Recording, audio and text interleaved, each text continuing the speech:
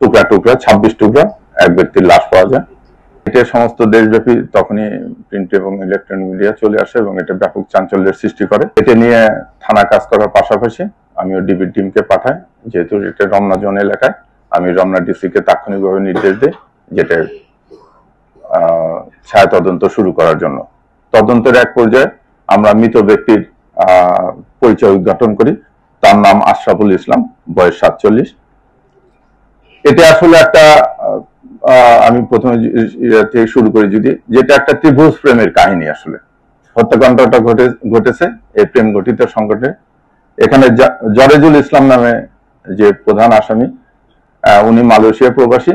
উনি মালয়েশিয়া থাকে। মালয়েশিয়া থাকা অবস্থায় সোশ্যাল মিডিয়ার মাধ্যমে একটি অ্যাপসের মাধ্যমে প্রায় 3 বছর সামথিং আগে এই কুমিল্লার একজন শামিমা আক্তার কোহিনুর নামে এক মহিলার সঙ্গে তার পরিচয় হয়। তাদের ভিতর বেশ ভালো সম্পর্ক, একটা প্রেমের সম্পর্ক স্থাপন হয়। এই জরেজুল ইসলাম গত আনুমানিক 1 মাস 10-11 দিন হলো দেশে আসে এবং এই শামিমা আক্তারই তাকে এয়ারপোর্টে রিসিভ করার পর যথারীতি জরেজুল তার বাড়ি রংপুরে চলে যায়, শামিমা কুমিল্লায় চলে যায়। তাদের ভিতরে এই 1 মাস যাবৎ বিভিন্ন সময় টেলিফোনে অন্তরঙ্গ কথাবার্তা হয়। জরেজুলের স্ত্রী এই বিষয়টাই ধরে ফেলে যে তার স্বামী অন্য এক মহিলার সঙ্গে পরকীয়া লিপ্ত অবস্থায় আছে। তখন জরেজুলের স্ত্রী জরেজুলের খুব ঘনিষ্ঠ বন্ধু আশরাফুল ইসলামের সহায়তা চায় এবং আশরাফুল ইসলামকে এই শামিমা আক্তার কোহিনুরের নাম্বারটা দিয়ে বলে যে তাকে একটু বুঝান যে সে যেন আমার স্বামীর এখান থেকে এই পথ থেকে চলে আসে, কারণ আমার স্বামী সন্তান আছে, আমার সংসার আছে।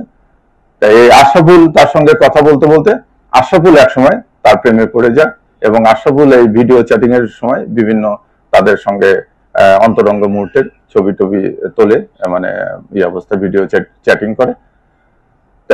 বাই দিস টাইম এই আশরাফুলের সঙ্গে শামিমা আক্তার কোহিনুর করে যে জরেজুলকে জাপান পাঠায় দেবে।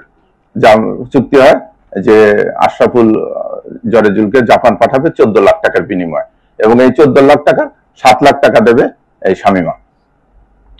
এই কথা অনুযায়ী তারা বলে যে আমরা এই টাকা নেওয়ার জন্য এবং জাপান যাওয়ার প্রসেস শুরু করার জন্য তার 2 বন্ধুকে জরেজুল এবং আশরাফুলকে থেকে আসতে বলে, রংপুর থেকে আসতে বলে। কোহিনুর আসে, শামিমাও আসে।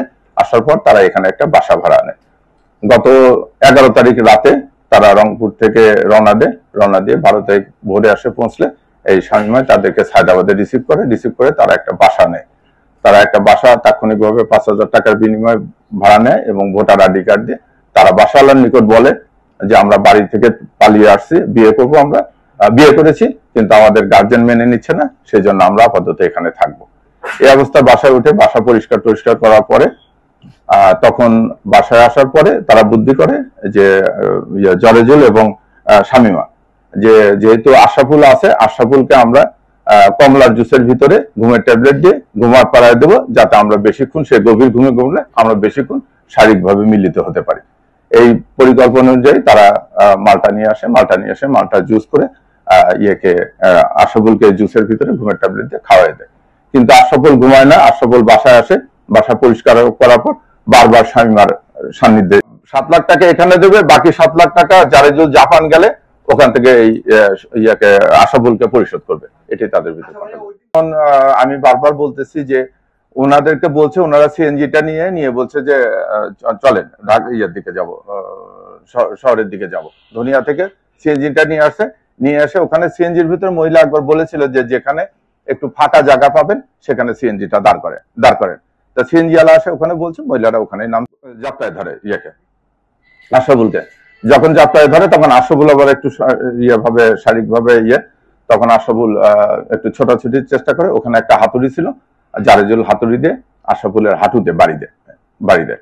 সেই হাতুড়ি আমরা উদ্ধার করেছি। বাড়ি দেওয়ার এক পর্যায়ে আশরাফুল যখন চিৎকার চেঁচামেচি করে তখন শামিমা তার ওড়নাটা আশরাফুলের